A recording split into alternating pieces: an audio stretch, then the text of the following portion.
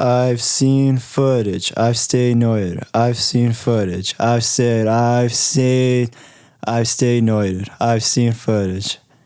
That was a quote from I've Seen Footage by Death Grips. And the reason I quoted it was because I did stay noided watching that film. If you guys don't know what that means, noided means paranoid, basically. And so I was very paranoid throughout this film, at least for the first half. So, yeah. Welcome back, everyone, to the Awful Takes Podcast special episode review of, for me, a great movie called Weapons. It's out in theaters right now. It's getting quite a bit of buzz around it, quite a big box office results. Nice. Making money. A lot of people are going to go see it. And I kind of had some minimal hype going into it. I wasn't too familiar with the director, Zach Cregger. He made a few other movies that I hadn't seen, like Barbarian. I still haven't seen. I'll probably end up watching it.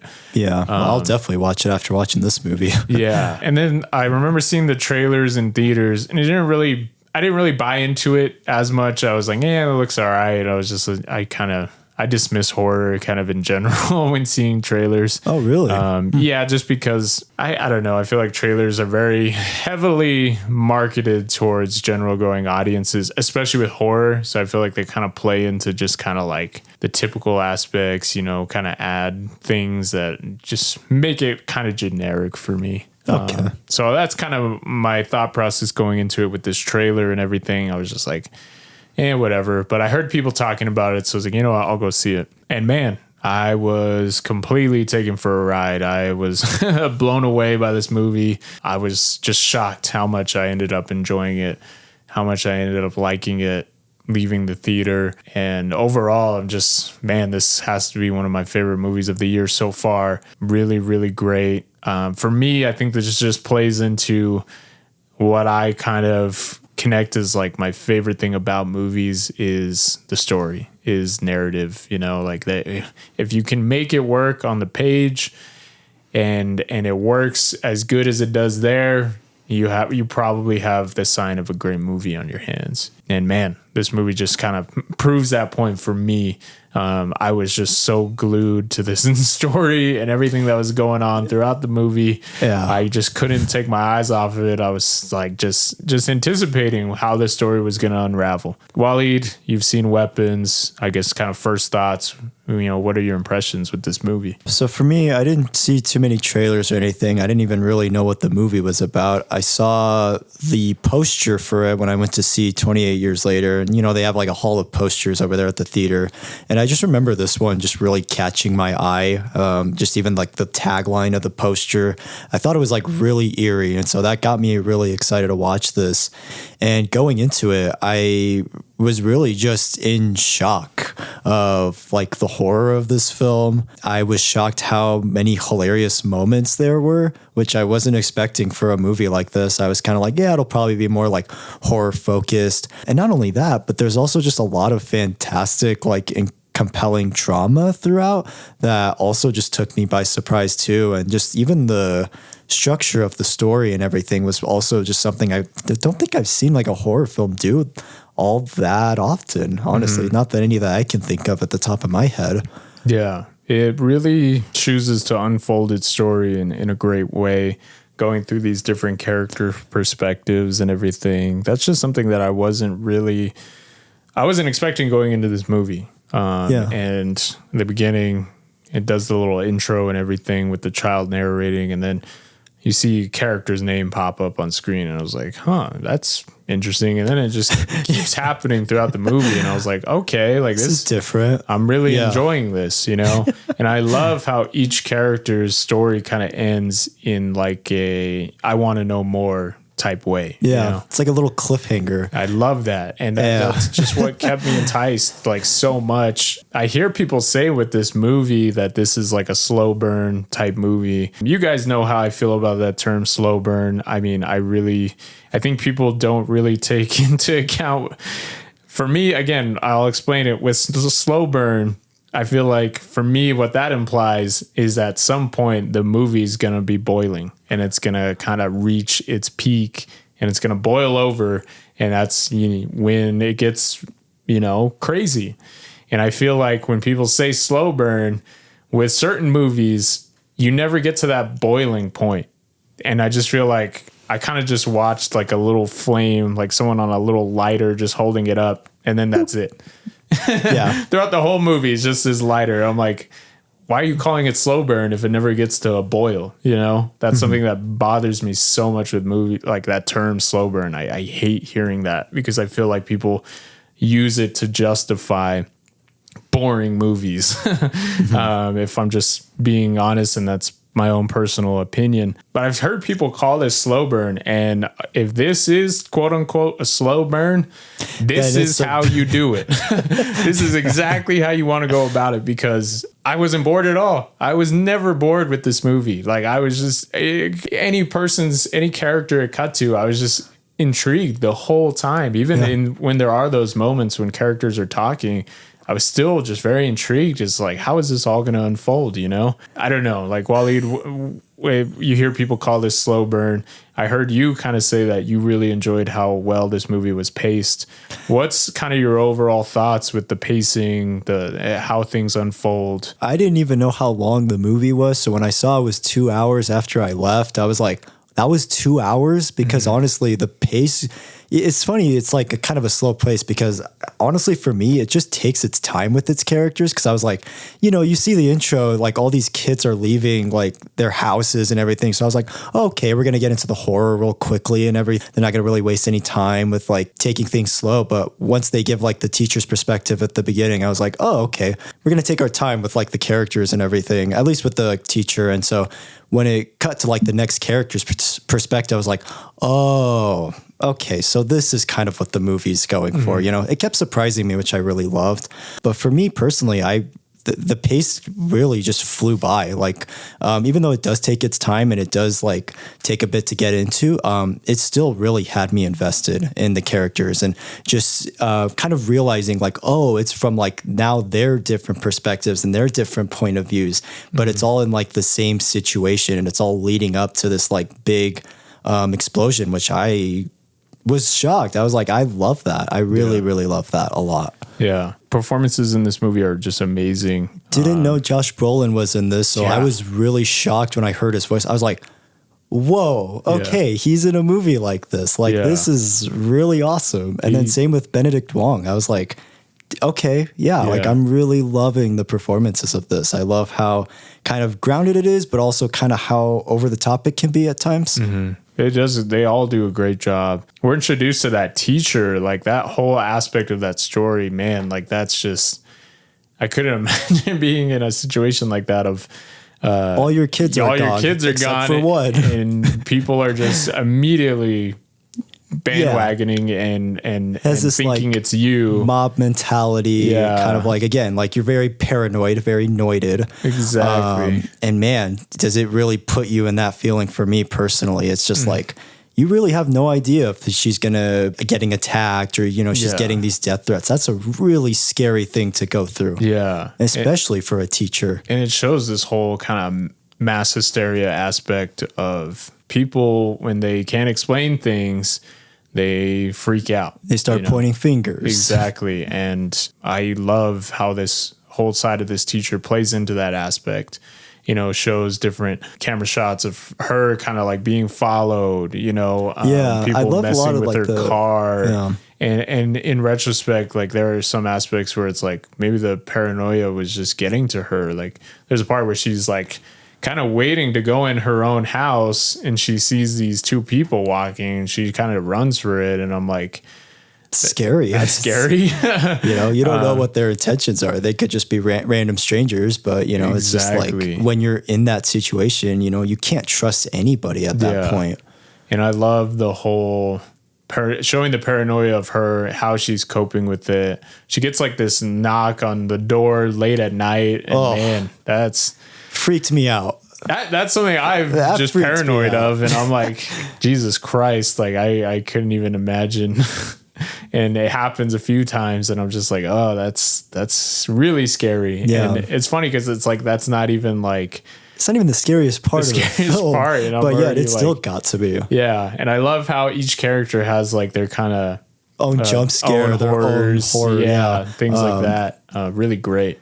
The one that like freaked me out the most was like with Josh Brolin's perspective, his Yeah. dad, he has this like weird dream and he starts saying to his son, like, I honestly I was like about to start crying when he's like, I wanted to tell you I love you. And then out of nowhere, this kid pops up Yeah. and I literally just jumped out of my seat. I'm like, oh my Jesus. God. Yeah. Like, what is this? It's crazy. And the humor of it too. He wakes up, he's like, what the fuck? Yeah. That's so funny. Peter started laughing. Yeah, no, I definitely just got a chuckle out of it. And just camera work in this movie is great. I love the aspect of the teacher kind of laying down and the camera just pans up to the roof. That really got, I was like, whoa. That creeped me out too. Yeah, that freaked me out. I remember like later on that day after, I was like, I don't know if I want to go to sleep. I'm like, don't look at my ceiling. And for me, one of the best kind of feelings of dread and fear. I was going to say, because I felt so much dread throughout this film, especially in like the first half with like the teacher and then the cop, which funny enough is played by Alden Ehrenreich. Exactly. Yeah. And that whole thing of like, he gets stabbed with like the needle and then he has this whole thing where he punches the guy. Yeah. And honestly, that was kind of one of the more comedic reliefs, honestly, of like the film. This moment for me that really showcases the camera work and just this overall, the director's kind of lens he has for horror. And it works so well, sound design, everything. So this teacher is kind of already putting together this kind of story in her head of this kid, Alex, has to be involved in some way. So she kind of takes it upon herself to follow this kid home. And I remember that shot of her just following him. I'm like, okay, what are you doing? I'm like, damn, you're taking it to that level. All right. And one of the aspects that I kind of laughed at, and it's funny because it's kind of revealed to be like, yeah, that was weird, was the shot of him walking up to his house and this door just blankly opens. And no one's there. It's just this black doorway. He just walks in and then it just closes behind him. Which the more I think about it, it's like, it's really eerie. Yeah, I was like, it's, what the hell was that? I remember laughing at that. I don't know. I kind of thought of this show I watched called Invader Zim. It's about this alien. Kind of. I've heard of it. Never seen it. This alien having a persona of being like a normal kid, but wanting to invade Earth. And he has these robot parents that answer the door. So when he comes home, it opens and the parents are like, hello, son. And then it closes. So that's what I thought of when that door opened and he walked that's in. Really funny. I was like, that's weird. But the horror of her kind of looking around the house, seeing the windows closed off. Yeah. And she's trying to get a peek inside of it is great. And then to see these two people just sitting there, man, that really got to me. That freaked me out too. That was like, I also jumped out of my seat. Yeah. I was like, what is that? You know, but I was like also like closing my eyes. I had like half my eyes open. So I'm like, I don't know. Like, I don't want something to pop up. And then it builds up to this great scene.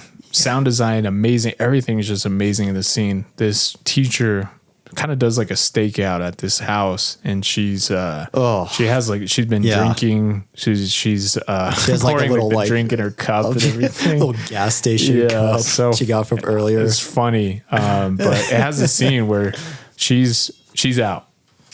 And the camera work in the scene's just great. Zoomed in on the front door of the house, and the door opens and you see this lady walking out in the creepiest way, holding this knife. And the way she's walking, I was just like, that's scary. And the camera just slowly zooms out and is just following her. Yeah. Walking all the way to the car. I don't know what it is with horror, but something about something approaching and it's just kind of slow really gets to me. Yeah. Because I'm just anticipating like what's going to happen. And the camera follows her all the way to the door, shows the teacher asleep, and it's just like, oh my God, like that's creepy. What's going to happen? And then it shows her pass, and I was like, the camera doesn't follow her this time. And I was like, what the heck? And then you hear the door open. And I remember I was like, I was freaking that out. freaked me out so much. Just the sound of a door opening freaked me out. That's one thing this film has in common. A lot of doors opening and closings. Yeah. That just freaked me out every time that happened. I was just like, I don't know why that got to me so much. And it's so funny because what was going through my head with that scene was like, I thought I had it oh, okay, is it like a haunted house basically? You know, because I was like, okay, maybe the house is super haunted and just the people are possessed with the house. Yeah. And then when it does like have that reveal and subverts it, it was like, oh, wow, it's even more eerie and disturbing than I thought. Exactly. We get glimpses to this lady wearing like this makeup and has like, I thought it was like a clown. I thought honestly. it was too. And I was like, especially when they showed it from like the homeless man's perspective, I was like, okay, it's definitely like a clown, right? yeah. And I just, obviously you're put off by it. It's a freaky image. And never did I expect that they were going to reveal this person to be like a character in the movie, which is something that I think works very well and adds to the whole supernatural aspect of this movie. Which I think is showcased really, really incredibly in the second half with that supernatural aspect. And I love how they don't feel the need to over-explain everything. They just do just enough to where you can understand it, but they don't feel like this need to have this big reveal. Or like being spoon-fed to you, like this whole history of like this witch and everything. And that's one of the things that bothers me with horror movies. One of the ones I'll kind of throw out there, spoiler warning, is Hereditary. I kind of love that movie, the first 2/3. And then that third half turns into just kind of the generic... it's like all the movie. Momentum's gone. Yeah. Unfortunately, that's really the unfortunate thing with a lot of Ari Aster's movies is they all have that same problem of like very intriguing first half and then just cannot stick the landing in the second half. And then it just goes so way too over the rails and way too over the top. But I feel like with this film, I feel like it's enough like over the top where it doesn't feel like too much, you know, it feels like a right amount and it's like a nice, really satisfying way to like give like a bit of like a conclusion to everything you've watched. And I think with this director, he's very aware of the medium he's working in. He's working in the medium of film, you know, making a movie, and he's not afraid to kind of shy away from that. He uses those aspects really well compared to someone like Ari Aster with Hereditary. I felt like he was trying to make something that doesn't feel like a normal movie, yet he kind of has that typical third act where it kind of over explains everything. Exactly. And I was just like, why do I feel like you think you're better than most other movies? And then you kind of fall into that, you know? Yeah, it feels a lot more artsier. Whereas I feel like with this film, like it knows what it is and it like just fully embraces it. Yeah. And not only that, but like the film doesn't take itself so seriously to a point where like you can't enjoy it. You know, it still has moments of humor and it still has really incredible drama moments where you slow down with like, again, like Josh Brolin's character, you know, his dad, him going through what might be a loss for his kid. You know, he doesn't know if his kid is still alive. One of the things that hit me with him that I'm surprised the movie didn't touch on more, and maybe I'm kind of glad it is a little more subtle, is just like it shows his whole perspective, and it just kind of shows the mom not really, maybe not caring as much, but probably she's just trying processing to like move on in her own way what happened, and the dad's the one who's asleep in the kids' room. The dad's the one not giving up yet, trying to figure out this whole thing. Yeah. And I love how it shows how smart he is, but you know, dealing with his grief in his normal life, he's messing up things. He's maybe jumping to conclusions a little too much. He's letting his emotions get the better of him in situations. I mean, you even see at like the little conference thing they have, you know, you see he starts kind of like talking to all the parents like, oh, you know, she's in on it, things like that. And that was one thing I think that really surprised me too with his character is that he ends up like forming this like relationship with the teacher, which I really loved that aspect about the film. You know, I love that like they end up coming together and they end up are like, let's see what's going on. Let's see if we can find these kids again. You know, they set their differences aside. I'll take a small moment for a little Easter egg that immediately I saw it. Was it Fury Road? Yeah, the Fury Road poster in the kids' room. I remember I was like, nice. And my girlfriend kind of looked at me of like, what? Because it's just a quiet moment where the dad's laying in bed. Were you like Leonardo DiCaprio? You were like, whoa, you're pointing at it. I was gonna say, like, I was gonna, nice. I was gonna tell you that. I was like, I just noticed that in the movie. Immediately I saw it. But yeah, a little Easter egg. But yeah, Kid has good taste. he does. I was just laughing to myself for like the next couple minutes. One of the scenes that I like with Josh Brolin's story and his character is it culminates in this encounter at this gas station that really freaked me out when I first saw it. Has like, well, it kind of shows the two sides of it with the teacher and with him seeing this guy out of nowhere, the principal running up. He's doing the Naruto run. He's got blood on his face. His eyes look insanely scary. And just that shot of him running, I was like, what the like, you know what's so funny with that scene? Because I was trying to figure it out. I was like, why is this movie called Weapons? I haven't seen a single weapon other than the dream sequence. Yeah. And once he kind of like storms into like the gas station and everything, I'm like, oh, that's why it's called Weapons. Yeah.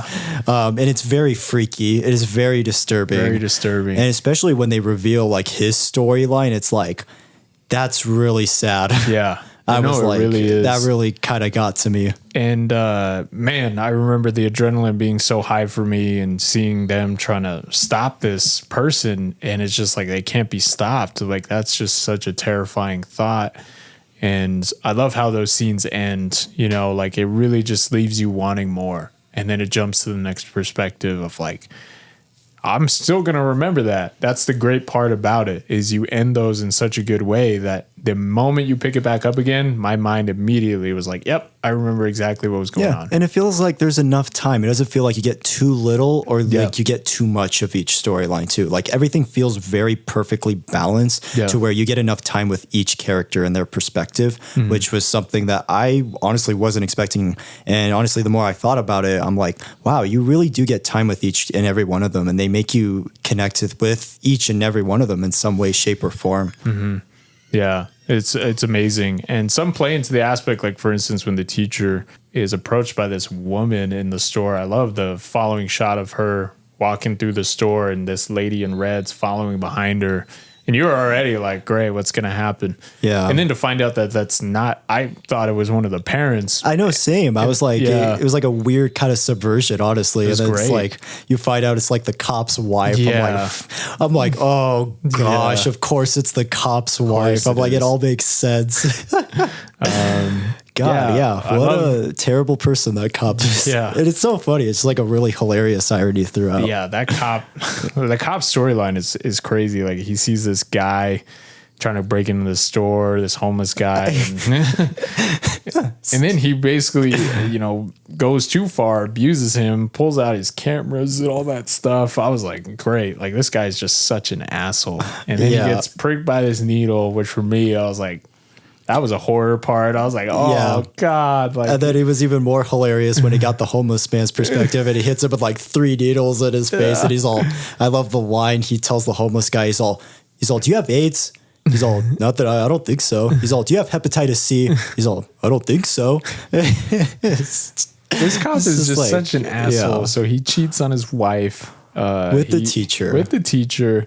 Then we come to find out that he was poked with his needle and he willingly has sex with her. And I'm like, what if he had AIDS and he wasn't even tested? He wasn't even tested. Like, oh my God. Like, that's what the real horror of this. Yeah. That's the real horror of it. So his whole storyline's crazy. Yeah. I didn't think they were going to show the homeless guy's perspective. So that was a big surprise. And it was honestly, again, just really funny. And also it reminded me a little bit of like Trainspotting at times. It felt like a bit of an adrenaline rush. And using him to explore this house was great. Because obviously he has no knowledge of it. He doesn't know what's going on. So he's kind of just there as like... It's like a nice outside perspective too, It's great. And I think the whole, it being set in a small town, I think was really perfect for this film. Because it all has like different kinds of people in this town, and you see how much of it affects them as like a community. Yeah.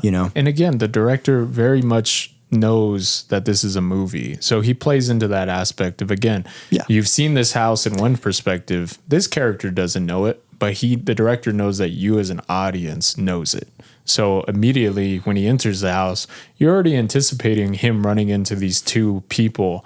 And again, like that's his knowledge as a director of being like, you know what, I'm making a movie. Let me play into those aspects. Let me use that to my advantage rather than try to take itself more seriously or just try to play it straight and everything. I love that. Like the absurdity is like really like the main focus of the film. I really do. And that whole aspect of him going through the house is great.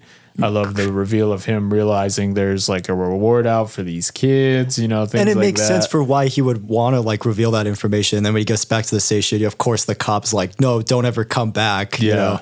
And at first I was like, oh no, like, come on, you got to give him that info, you know? And I love that was a great way to end his story too, is the whole aspect of him. Him and the cop go to the house because he tells him that's where he is. And the cop is Carbo. He's like, are you going to steal my money? Or are you going to take... So, and then we get into kind of like the crazier part is the cop goes into the house and he's gone for hours. And the guy's stuck in the back of the cop car. And then the cop comes back out. Just like drags him. That was crazy.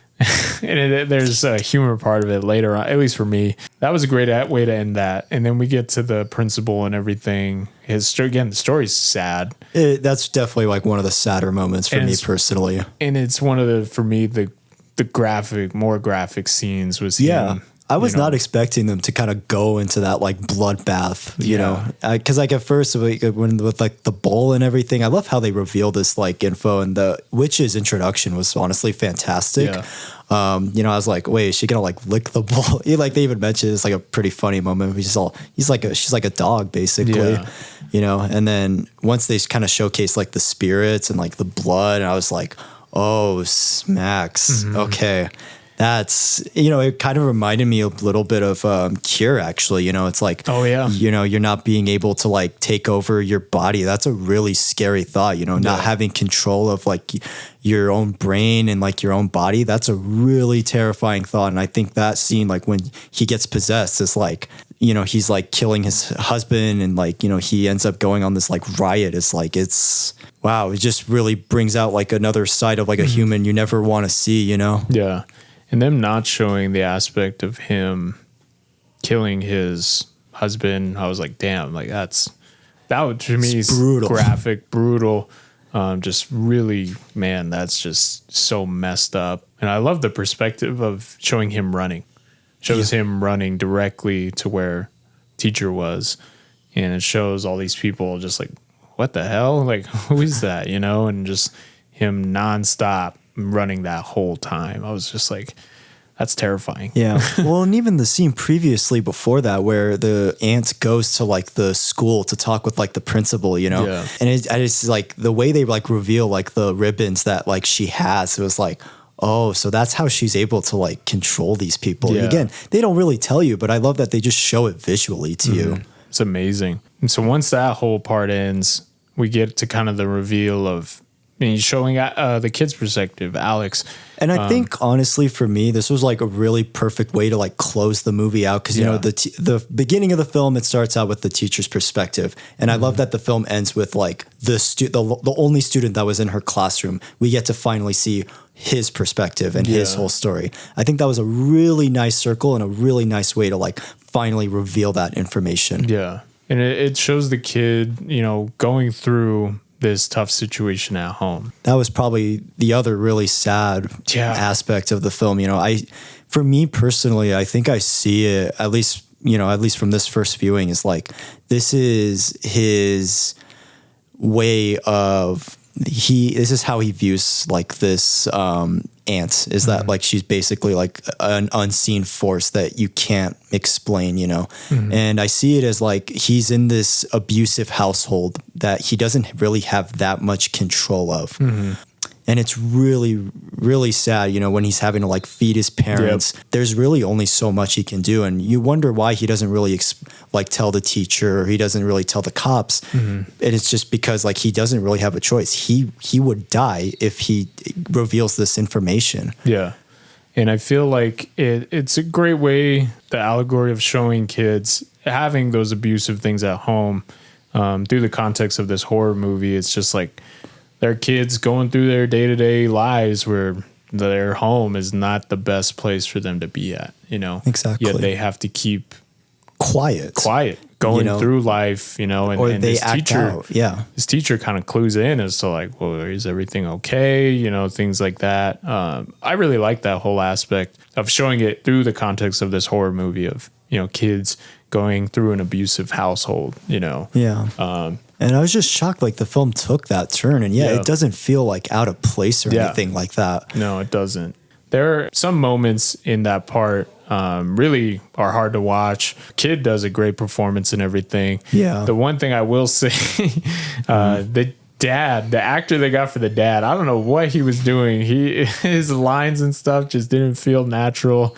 But luckily he's in it for like maybe a minute or two, at least normally. Then he kind of turns into that zombie thing. Maybe he was a little bit possessed. I guess I kind of see it as. Oh, okay. That's actually not a bad.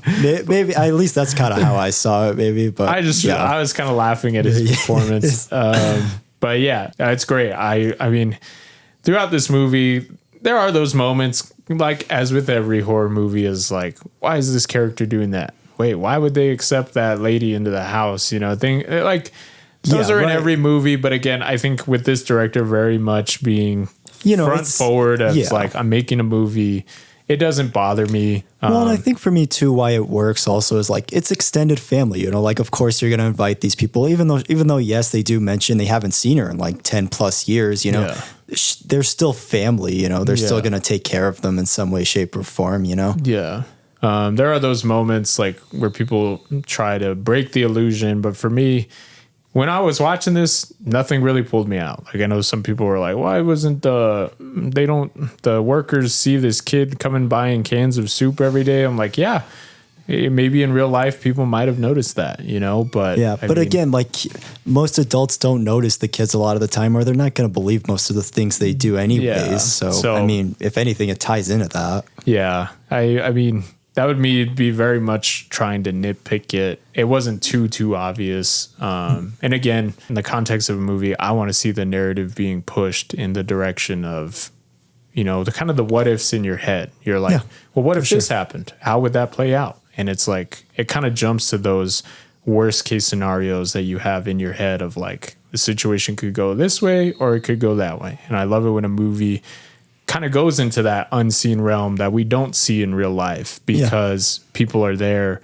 to kind of step in and eventually stop it, you know, or people clue into stuff. I like it when a movie goes into the darker what ifs and isn't afraid of it. I love how just creative it is too. Like it just fully takes advantage of that also, you know, and it just shows you like, what if a situation were to happen like this, you know? And that's the thing I love so much with horror. And this is the reason I've gotten into it the last couple of years. Is like those possibilities are just like endless, you know, you can do so many creative things with horror, you know, whether it's more like on the darker, the more like absurd aspects, you know, and I think this film takes like both from like the darker and absurd aspects, and it takes them from like both, and it does something really creative and really like not only scary but also really funny too at times. And I think maybe it also kind of helps because this guy who made this movie, he used to be part of a comedy troupe, I guess, back in the day called The Whitest Kids You Know.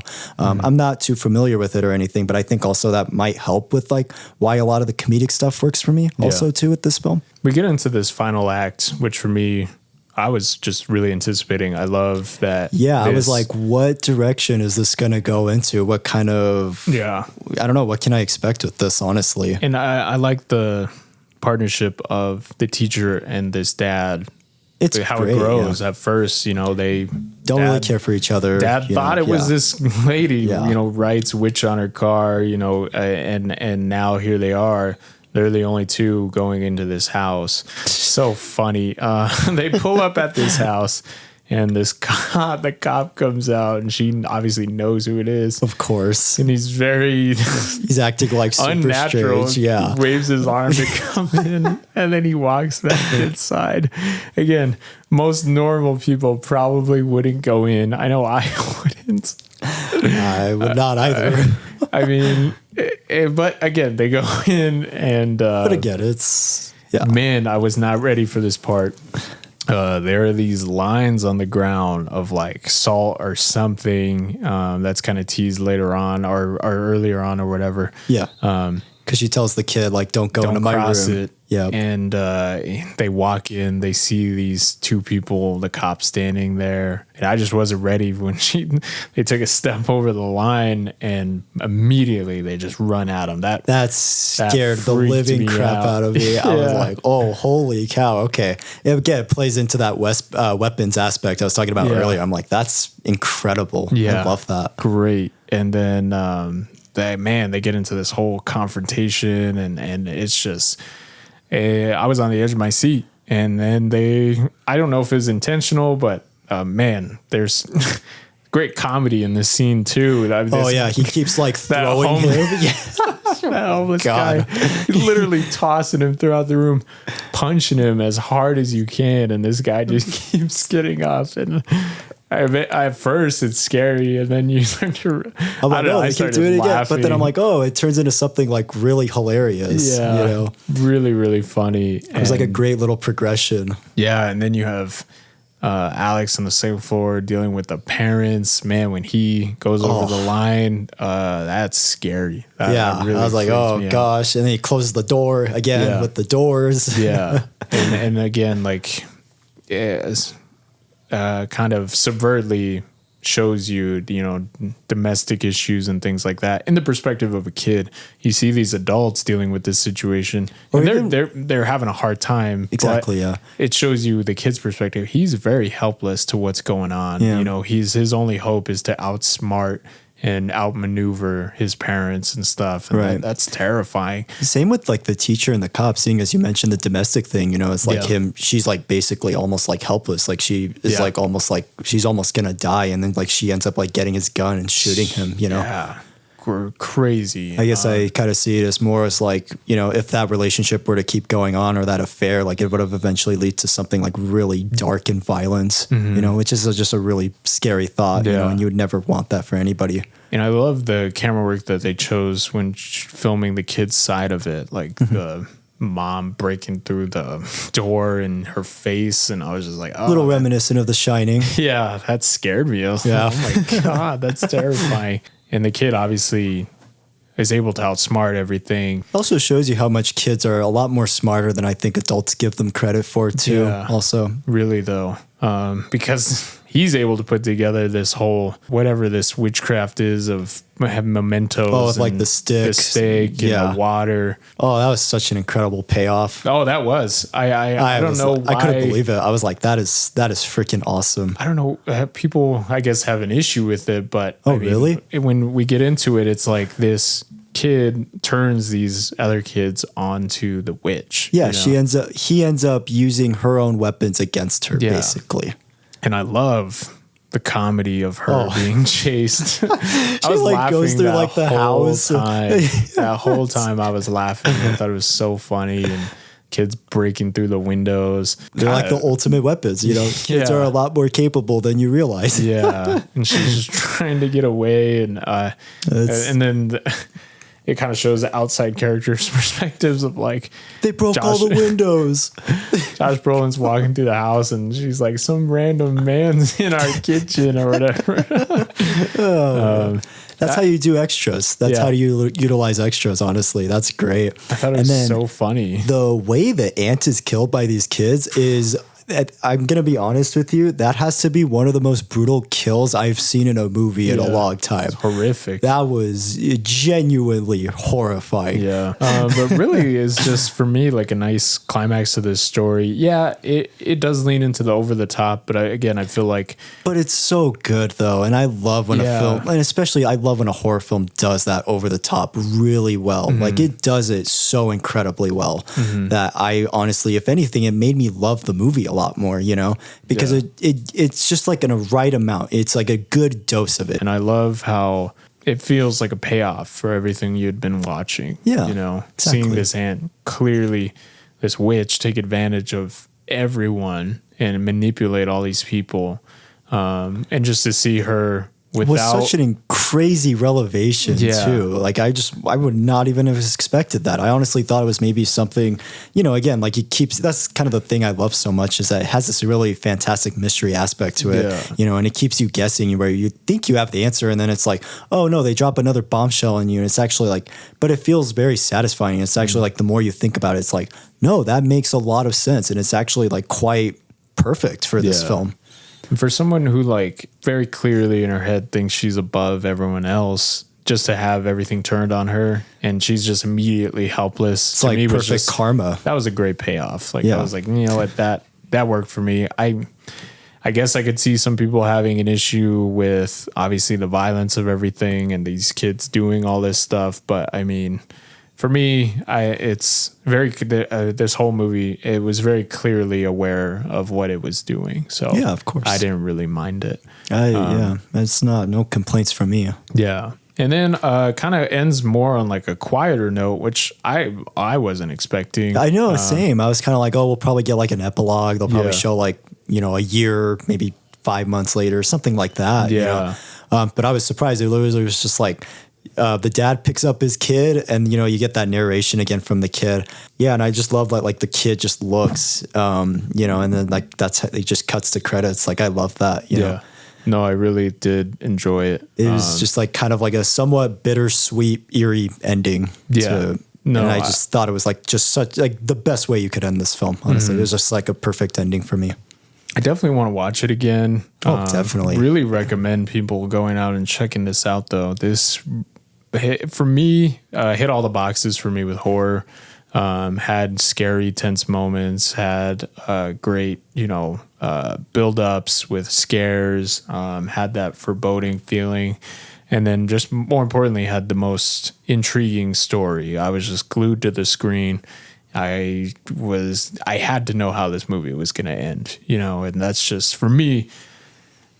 I can get very bored with horror sometimes. Sometimes I'm just like, or sometimes the second half is just like not as strong as the first. Yeah, sometimes, sometimes they just sit around too long, and I hate it when horror feels boring. That's like my biggest critique with a lot of the term elevated horror movies is I don't know why they just, as intriguing as their concept is in translation, they don't really like take full advantage of it sometimes. Do it. And then it just feels boring. And I'm like, on paper, this sounds interesting, but for whatever reason, you chose to show the most dull aspects of what could be a really great story, Yeah.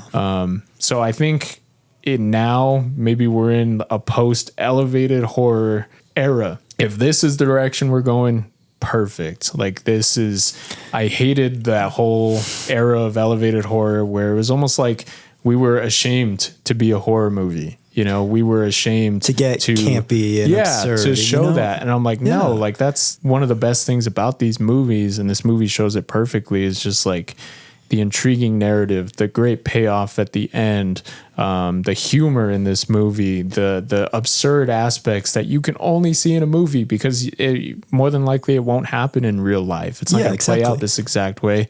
And that's why I love it. This movie takes full advantage of it. I just didn't like that whole era of elevated horror, and especially with A24, it was almost like, no, we're ashamed to be a horror movie. We want to be in our own realm and we want to stay away from all that stuff. Yet they still fall into the same tropes that every horror movie does. And I'm just like, why? Why do you think you're better than everything? That I guess that's the best way for me to describe it. Is I felt like those directors and storytellers thought they were better than it. And it's just like, come on. Like, yeah, it's a bit pretentious for sure at times. Yeah, get off your high horse. With this movie, though, really enjoyed it. I can't wait to see more from this director. I'm going to go watch Barbarian for sure. Yeah. And to see that he's attached to this Resident Evil project, for me, I'm just really excited.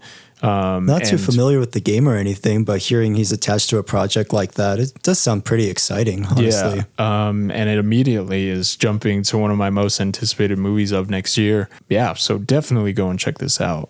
For me, this is easily a 9 or a 9.5 out of 10. Nice. The only real issues I had, maybe some of the subtleties and stuff weren't super well explained with certain things. But again, I might just have to watch it again to better understand some things. Sure. I think also for me personally, this is also why I'm excited to watch it again, is like now knowing everything. I think there'll be like really great little details that you can pick up on. Yeah. And I think that's also why that I think this film is fantastic, because it's like, it's a film I could probably watch over and over again and still find new things to love and appreciate about it. You know, it's so detailed, it's so layered, and I'm still just like shocked. I'm still even trying to process it, honestly. But yeah, for me, this film is absolutely incredible.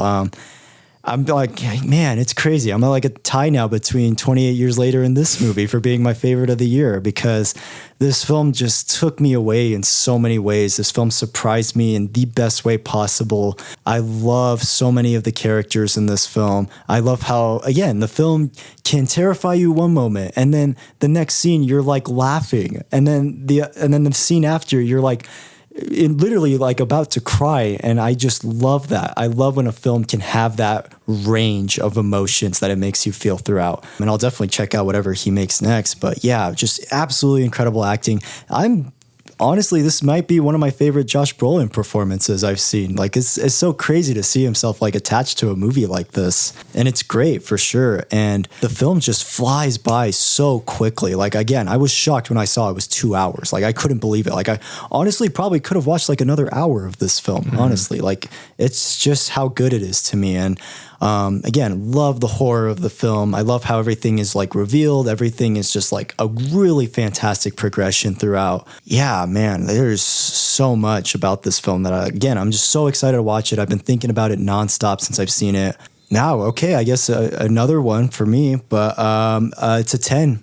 Nice. It's a 10 out of 10. Honestly, I really don't have any complaints with this. I really like. I've been trying to think of complaints. I'm like, no, there's no complaints with this. Like, everything feels so essential to the story, and there's so much about this that works. And there's, again, a lot of incredible subtleties, and again, fantastic horror. And it fully takes advantage of like using absurdity and being over the top, but it never feels like too much. And I love when a horror film can do that. So, for me, it's a 10. It's a 10 out of 10. So definitely go and see it if you haven't seen it. I think we're seeing a big box office result with this movie is because I feel like it respects its audience. It feels fresh, especially now for horror too. That's something that I think maybe the A24 era kind of missed out on, is I think they kind of thought they were smarter than their audience. And I think in doing that, you kind of push away a lot of people to where it's like, you know what? They just don't want to check it out because it's just so pretentious in its, way of going about things. It's kind of up its own ass sometimes. And I think with this movie, why we're seeing such a big box office critical result and everything is because I feel like it respects its audience to be like, you know what? We are a movie.